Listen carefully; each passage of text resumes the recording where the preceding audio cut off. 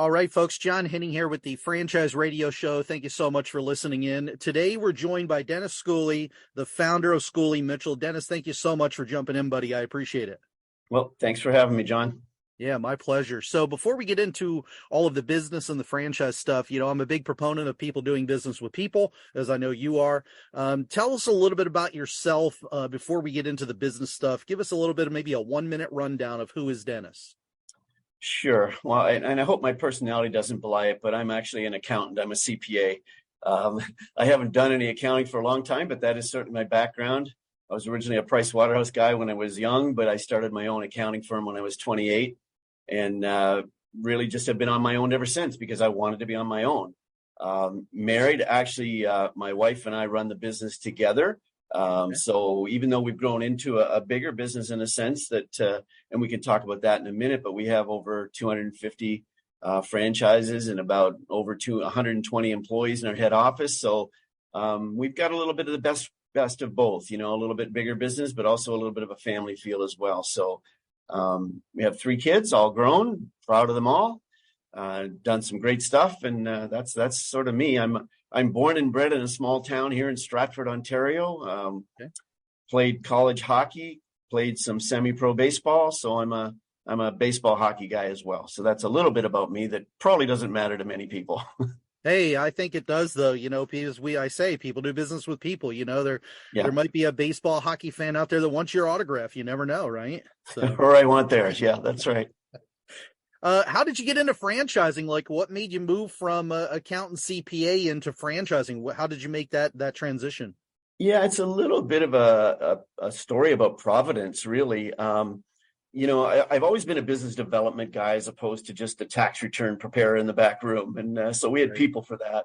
But we grew into a little bit bigger accounting firm because we got into things like management consulting and computer consulting, even sports consulting. I'm actually a certified player agent for Major League Baseball and National Hockey League players. Now, I don't do any of that anymore, but that's what we were doing and building a business around those things. And as a result, we had a lot more travel going on, a lot more use of, in that time, telecom expenses, which is where we started.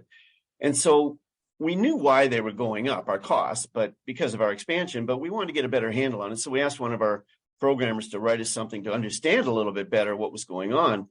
And so when we looked at it properly, we realized, man, aren't we stupid? We were paying 30% more than we should have been paying. And then we realized, well, if we're stupid, probably our 700 accounting clients are pretty stupid too. So that's really how it started. And one of our big clients in the computer business was a franchise company that we had converted from cash registers to computers.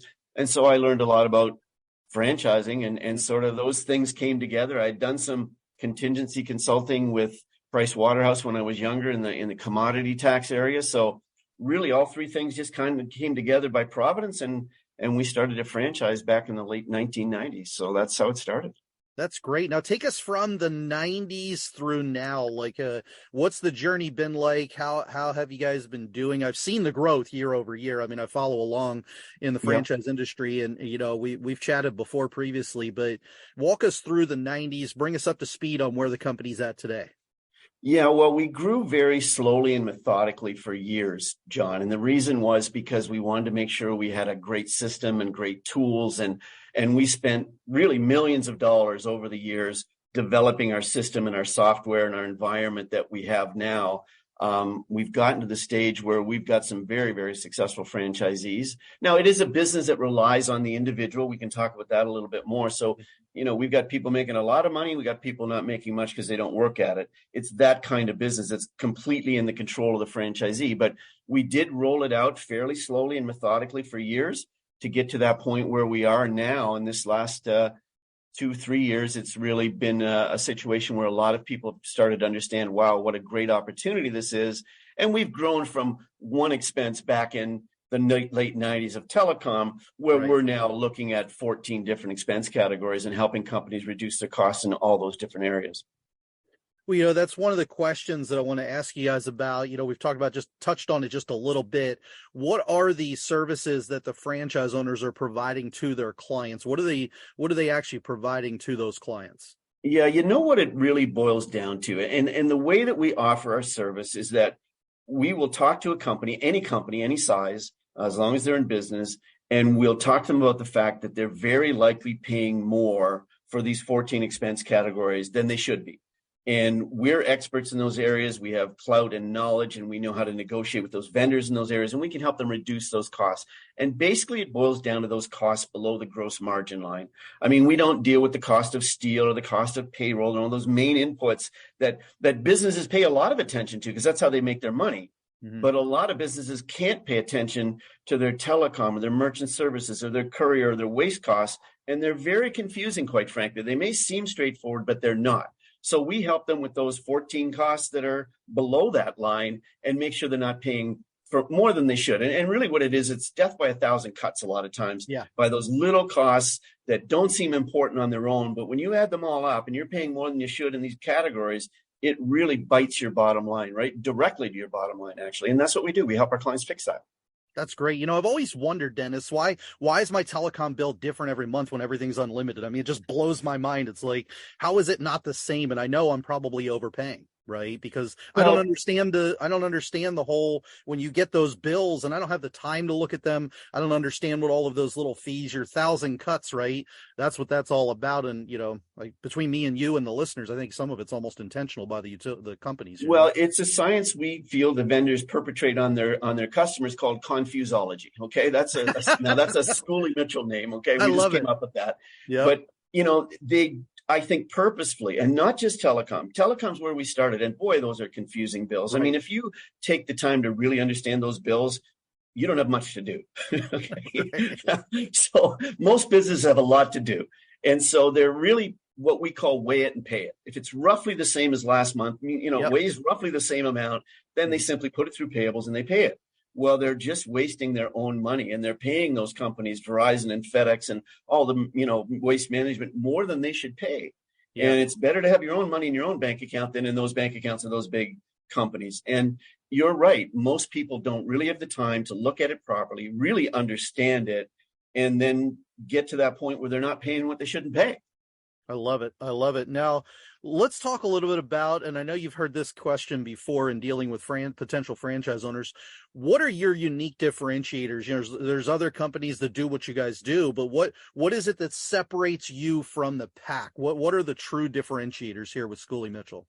Well, I mean, we're experts in every one of the areas. We have a central group of people that do the analysis for our franchisees, so that our franchisees, I mean, nobody can be an expert in all these different cost categories. You might be an expert in one of them if that's your history, but that doesn't get you to the other ones. And so we provide all of that expertise here, and we do it as a cost center rather than a profit center. So it's really just a recovery of costs of our staff to get that service and those reports back to our franchisees, as opposed to, you know, trying to make money doing that. Our money is made on the royalties. We want our franchisees to be very successful. And so we're trying to make sure they've got the ability to get all that work done for their clients with the level of expertise that's required. And I think that's a big differentiator with anybody else that may operate in this world. Now, one other thing that we do is we're able, because of the way that we devised our system and the software and tools we've developed, we're able to offer this service to small and medium companies where that's not really the focus of anybody else that may do something like this. So our franchisees basically don't face competition, because there's nobody out there helping the car dealers and the accounting firms and the real estate agencies and the insurance companies and the dental clinics. That's where we can help. Now, we also deal with big companies. I don't mean that, but we can help those small and medium companies that are really have no way to do this kind of analysis. You know, you brought up a couple of really good points there. I want to make sure I emphasize this for you, Dennis. You explained it for those of us not in your industry. The processes where the franchisee will submit, then your team. It sounds like you have a really solid team there is going to do that analysis to provide the reporting back to the franchise owner, so that they don't have to do all of that analysis on a daily. They're building networking and building the business while you're doing that back end. But what you said that's important, one of the differentiators there, is the cost associated with that is a cost to cover the expense of it, that you're making the money like a traditional franchise on a royalty for the the franchisee. And that's different than a lot of the other companies out there that do this. I know that for sure. It's a huge differentiator. Yep. It's a huge differentiator on if you do the math on $1 million of revenue, it's a huge amount of Right. difference between us and anyone else that operates in this world. But it's a situation where a company sells cars, they manufacture tables, they sell insurance, whatever they do, they're good at that, but they cannot be good at this. And neither can an individual consultant be good at all of these things. Right. But as an entity, we certainly can be. And we've got experts in every one of those cost categories. And a critical thing here, John, is it's not just a one-time analysis. We actually do every month for a 3-year period, look at those bills again for our clients. And that's really important because we quantify the savings, but we're also looking at the market again to see if there's more savings that can be had, but also making sure errors don't creep into those bills or what's called price creep, Sure. where the vendor puts it up by 50 cents or $1.50 or something, and nobody notices that. But at the end of the year, it's like 15 to 20% increase and nobody noticed. Well, we do. And that's the other thing we do for our clients. We manage that process on an ongoing basis, which is a differentiator for our business versus any others. The other category or differentiator you mentioned there too was the customer. I know you can service all of the ones where everybody's going after, but one of the things you said was one of your customer base is the small and medium business. You named off a few there, the real estate, the car dealership. To me, when I think of businesses, those are the folks that I can get fairly simple access to as a franchise owner, right? I'm not competing with all of the other companies out there in that same space. I'm targeting a customer, and I think that's pretty different. I want to make sure our folks that are listening in understand that difference as well. No, you nailed it right in the head. I mean, everyone wants to chase down the CEO and the CFO of the largest manufacturer in town, and we do that too. Yeah. And we win probably more than our share because of all the value we bring to the table. But there's nobody out there helping that. You drive up and down the street and you can see 50 businesses. You go and knock on 50 doors, they'll never even heard of a cost reduction consultant, let alone have one. So that's where our market is so much bigger, because we service those millions of businesses that nobody pays attention to. And I know for sure all of those businesses want to save money too. Well, of course, and they don't have the staff to do it. Right. Let's talk a little bit about the franchise owners themselves. Who is the ideal franchise owner? I know that folks come from all walks of life and have all different experience levels and different drives and, what they're looking for out of a business. But and I know it's difficult sometimes to kind of put this into a bracket, but who would be the ideal franchise owner for your business? Yeah, and you're right. It's a little bit of a broad definition, but we have a list of must-haves. And we don't want to talk to anybody unless they're one of these 5 things. Okay. Management, executive, sales, marketing, or consulting in their background somewhere. If they don't have one of those things, it's probably not a match for us. And that's okay. Our business matches a lot of really great professional people, management people, executive people. It doesn't match everybody. And there's lots of franchises for other types of people. But, it really boils down to this. Our franchisee, as long as they want to put in a regular work week and they're comfortable talking to other business people, we can teach them the rest. That's all they need. A little bit of motivation and comfort in talking to business people. And the rest of it, we give them. One more time through the list: management, executive, sales. What were the other 2? Marketing or consulting. Marketing and consulting. So in their background, it doesn't have to be this type of cost reduction experience, right? You're looking for someone with the transferable skills of those 5 categories, because you find that those folks tend to really, get into the business and they really get it, right? 100%. I mean, when we first started, we thought we wanted telecom tech people. Sure. That was the biggest mistake ever, because no, that's not what we want at all. We want business people that can correspond and build relationships with other business people. It doesn't have to do with the technology. That's what we do. Right. And not me, by the way. I don't know anything about any of this stuff. Sure. You surround yourself with the right people, right? Right. Yep. Got it. Now let's continue that thought on the franchise owner. What is a day in the life of, since I'm not doing the things that Schooley Mitchell HQ is providing for me for my royalty and the cost structure, what is it that I am actually doing on a daily basis in an average day? Yeah, just let me give you one proviso related to that, John. If somebody wants to do their own analysis in the area of telecommunications, we do allow them to do that. We teach them how to do that. So we do have room for that person. But there's only about 8 or 9 people out of, like I said, more than 250 franchises that actually do that because they choose to do it. Everybody else just sends it all in to us.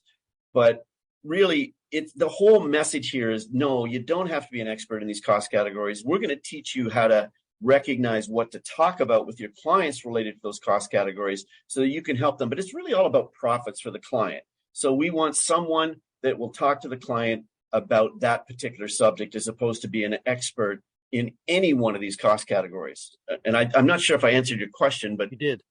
okay.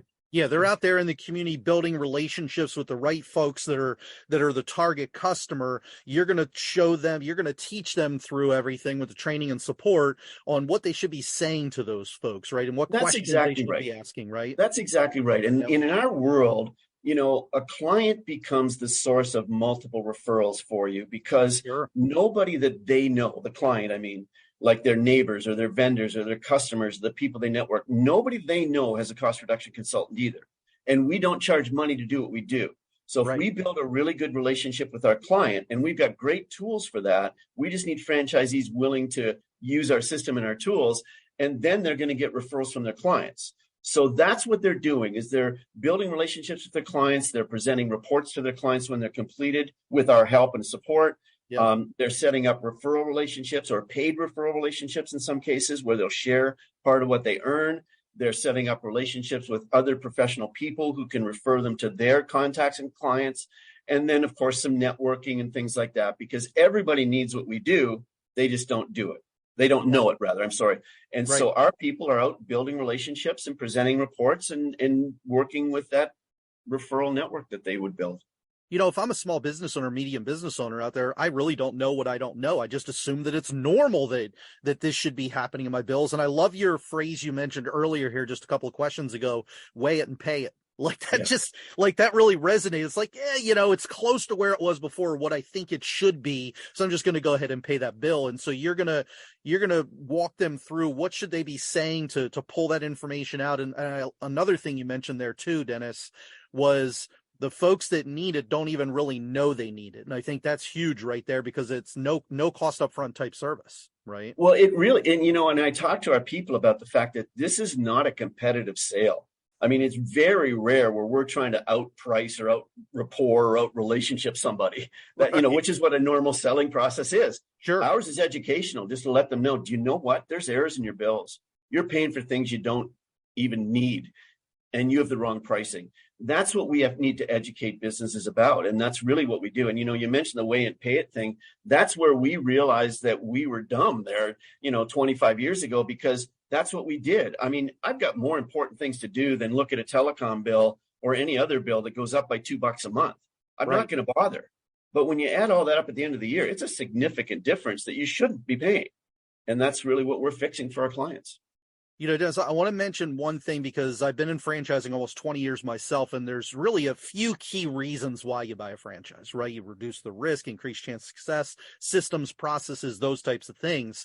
You mentioned 100%. something that's just near and dear to my heart, is I always tell everybody when I'm talking with them, is you mentioned those 8 or 9 out of 250 that just really dig in on that telecom stuff. And I'm going to just, put words in your own mouth, folks. If you're going to get into a franchise, follow that system. There's a reason only a few folks are doing that you're utilizing the services from HQ, because to me, that's the real value in a franchise, right? Is what value am I getting for the monies that I'm paying to headquarters, and can I do it faster, better, bigger than what I could do it on my own? Whereas, and I'm not taking anything away from those 8 or 9 folks. Maybe they're really good and they love doing that. But correct me if I'm wrong, Dennis, I would say that the folks that really get into your system and really utilize the tools that they're paying for, the ones that really shine, right? Absolutely. And some of those people that are doing it, it's just because that's what we did when we first started. Sure. They're still here, Yep, some exactly. of them, because it's just their normal practice. I think if they started over again, they'd probably not do it themselves either. Mm-hmm. Some of them, there's a couple that are techies and they just love going through the numbers, but frankly, that's not where the money is. Right. That's just not the money is in the relationships and dealing with your clients and helping your clients and discussing their business. That's where the money is. I love systems and processes. It's like 2 of my words. At Thanksgiving dinner, my wife literally says I'm not allowed to say franchise, system, or processes at Thanksgiving dinner. I'm telling you, okay? Right?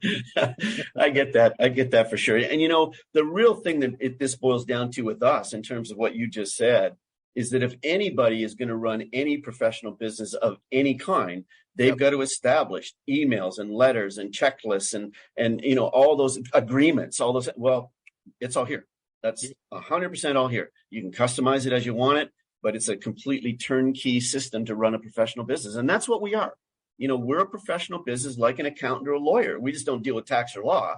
We deal with the things we're good at, but we're advising businesses to be more profitable. That's what we do.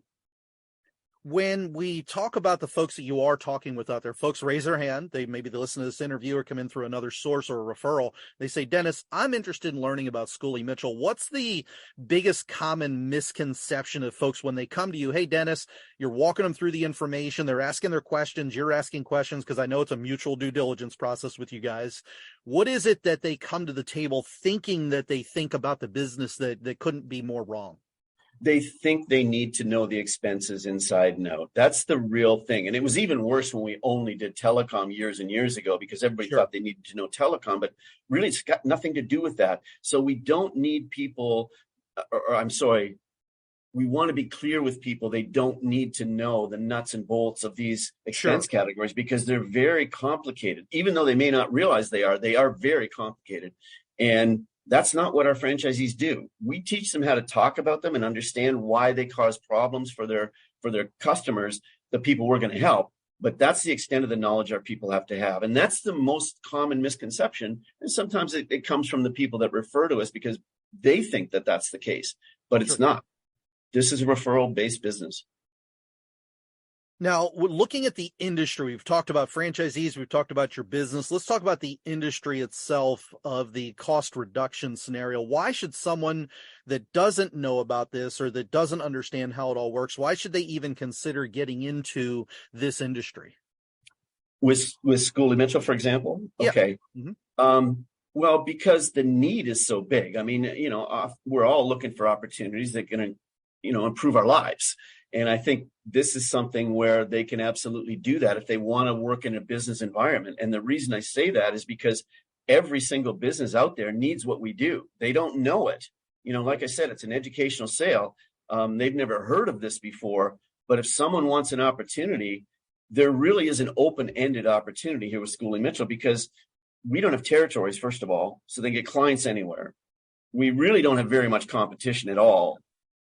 We are not affected by economic conditions because in a bad economic time, people have to save money. Sure. So think of the pandemic or the inflation or the recession we all know, that's where we really thrive. So someone that's looking for an opportunity is not going to be affected by those things that affect most businesses.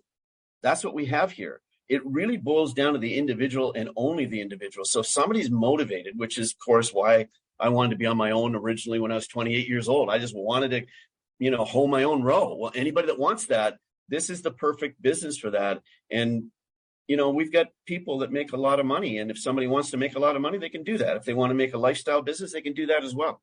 So there's a lot of choices and opportunities for flexibility here. You mentioned no territory. My next question was going to be normally what I ask most franchisors that are on our show is what are some hot areas, but with no territory, it's all about relationships then. So what area should someone, is it more of a category, a driver? Is it those 5 types of people? Is that the mentality here that should think about doing it? That's really it. It's not geography driven. It's all the same everywhere, as long as you're not in a really, really rural place where there's no competitors for these expenses. I mean, that's the only area where you can't, even then you could, because we do so much virtually nowadays anyway. It doesn't matter at all where you're located. So really the driver is just your own motivation. What do you want to build? And there's no limit. That's great. I love it. And it's really no limit. Like if I want to put in more time and more effort, I follow that system, I can potentially see those results then. I love it. And it really isn't even a matter of working way too many hours like a lot of businesses do require, a lot of jobs require. It's a matter of working a regular work week because we've got a leverage built right into our model. You get the clients, we're doing all the work. So commitment there. So the leverage is really get the clients, build the relationships, work on referrals. And, we've got people that work on their own that make a ton of money. Now, if you don't work at it, you're not going to make anything. Right? Sure. So I always want to qualify that. I don't want to mean there's a guarantee here, but boy, oh boy, we've got people that have changed their lives by joining Schooley Mitchell.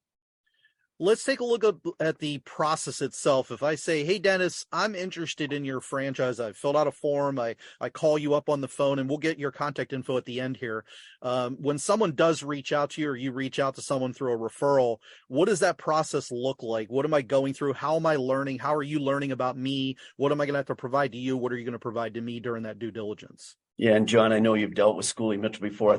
I know you're going to be able to confirm what I'm about to say, but I think we have a process that we go through with our candidates that is well developed, more so than pretty much any franchise out there.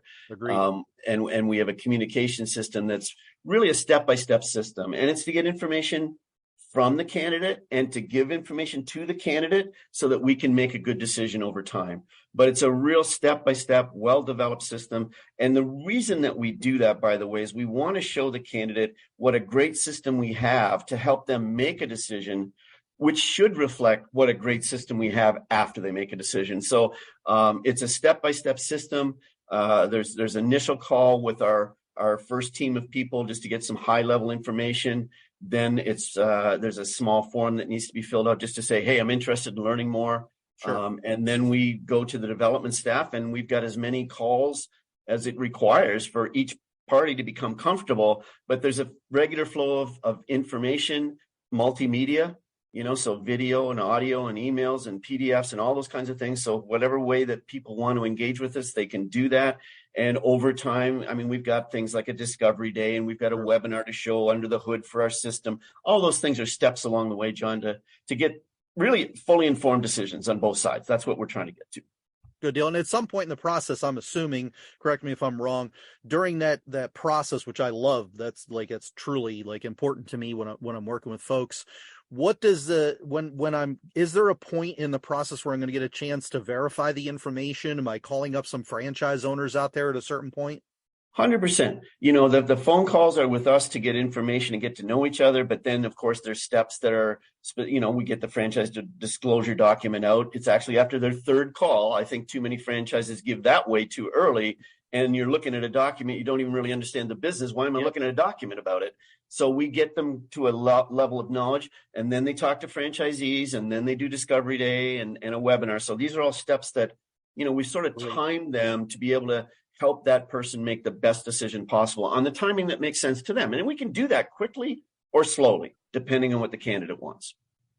What does it look like when we've gone through the due diligence now? You've taken a look at me. I've taken a look at you. We both agree that we're going to be partners in this. I've signed the franchise agreement. I've paid the franchise fee. Now I'm getting ready to do the hard stuff, which is grow a business, of course, which is why I'm buying a franchise. Yep. How long is it from the time when I come on board till the time I'm actually talking with clients? What does that look like? What's that time frame? Yeah, well, we do have training classes every single month. So there's really no delay from the point in time when someone makes that decision, and we've also decided it's a good match.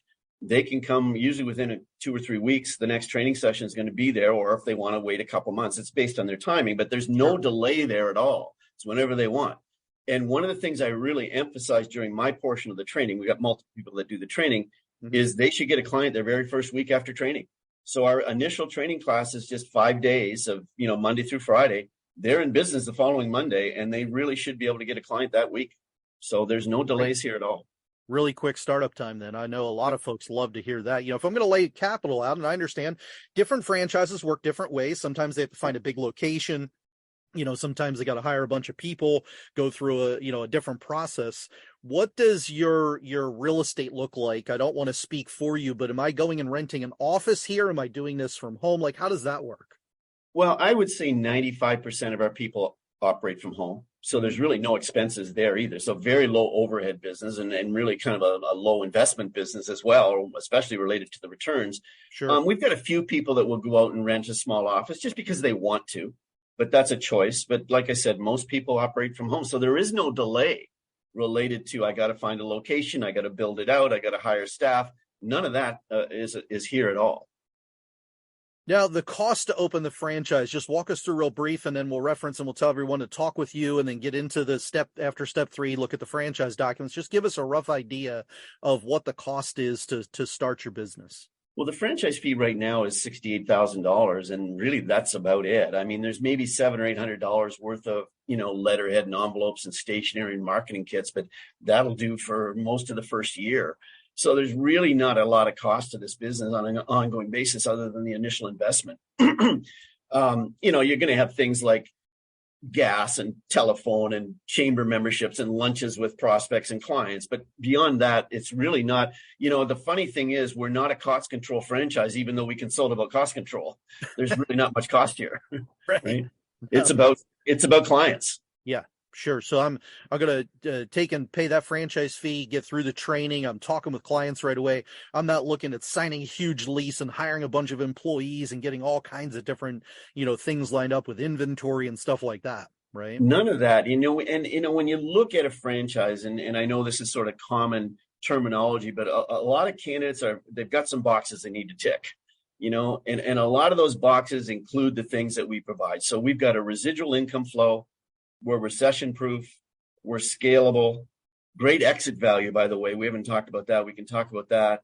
It's a professional business. We provide financial help to clients. It's portable, low cost of entry, low overhead, huge marketplace, it ticks all the boxes, John. Sure. It really does. We just need a motivated person. What does the franchise owner support look like? I'm in the system. I've got a question. Am I, reaching out to you guys? Is there a ticket system? How much interaction and communication is there with the franchise owner? Because I know that that's one of the big things you guys pride yourself on is the communication side. So I want to give you a chance to talk about that. What does that support and communication look like with franchise owners? Yeah, I'm glad you asked that, because every single franchise is assigned a one-on-one coach when they complete training. So their very first day out of training, they've got a one-on-one coach that's going to help them through their entire first year and even beyond that. So with every issue, you've got one person, but then we also have every manager in each of our different departments, and we've got about 15 to 20 different departments. They're able to talk to them individually with any questions or issues or support needs that they have. Now, in addition to that personal contact, we also do have a ticket system so that anybody that has something, they can just email it in. And we've got a person that assigns it to what we call the champion for that particular issue. And then they'll get back to them within 24 hours. So we've really got the personal touch with the coach, the personal touch with the managers of various departments, but also the systematic way to get your support issues completed. And, it's one of the things, and I suppose anybody can say this, John, but I would put our support system up against any franchise on earth. I really think that's one of our real strengths. Well, Dennis, I love the experience, the systems, the processes, the checklists, and I know there's a lot of folks out there that are looking to not reinvent the wheel. I want to start out on third base, right? That's right. where I want to start my business. I don't want to have to start at home plate and have to hit a home run, right? That's part of what I'm paying you for, is say, hey, here's what you shouldn't do. Here's what you should do. Here's what's worked for us over the past X number of decades. To me, that's, again, I mentioned it earlier, that's one of the big benefits of a franchise is what I'm getting for that value. What is the true value proposition? And man, I really want to thank you for that and all of the information you'd shared with us. I want to grab your contact info as well. We'll put that here with the interview, but I want to give you the last minute or two here to kind of just walk us through a recap and share anything that I didn't ask you about. Okay. Well, I think you asked me most things that we would like to talk about here. I mean, we're a professional business that helps business clients. There's a capability to make whatever you want, and I mean into seven figures, but if you don't work at it, nobody's going to call your house and ask you for cost reduction consulting. So you gotta put the effort in. We're just looking for people that are comfortable talking to other business people about what we do. The market's huge, and really we just have a great system here that we're very proud of, that having built it for 24 years. So, Dennis, what's the best way for someone to reach out to you? Well, we have FD, that stands for Franchise Development, at Schooley Mitchell. That's our general email where someone would make a general inquiry. We have an 800 number, 888-311-6477. And they really just have to reach out in either of those ways, and we'll start taking them through the process. All right, good deal. Well, folks, we were just able to talk here with Dennis Schooley, the founder of Schooley Mitchell. Dennis, thank you so much, buddy. I really appreciate your time. Well, thank you, John. Much appreciated to have me on. Well, there you have it, folks. We just had a chance to listen in with Dennis and ask him a bunch of questions. Encourage you to reach out to him. If you do reach out to Dennis, make sure you told him you listened into this interview, and I'll make sure to provide all of the contact information down here at the bottom. All right.